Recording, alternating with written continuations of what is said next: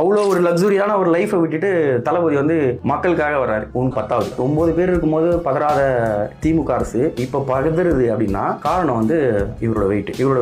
இறங்கும் போதே எல்லா கட்சியில இருந்தும் ஓட்டு உடையுது அப்படின்னும் போது பெரும்பான்மையான ஓட்டு காலி. டிஎம்கே ஓட்டு அதிமுக கூட மாத்தி மாத்தி போடுவாங்க. திமுக காரங்கிட்ட இருந்து ஓட்டு வாங்குறதுலாம் ரொம்ப கஷ்டம். அவங்க வந்து பிளட் அவங்க கிட்ட இருந்தே ஓட்டு கன்வெர்ட் ஆகுதுன்னும் போதுதான் இங்க பதறல் ஜாஸ்தி ஆகுது. ஒரு 50 திட்டங்கள் இவங்க திட்டங்கள் எடுத்துட்டு வரதுக்கு எதுக்கு தெரியுங்களா? திருடுறது.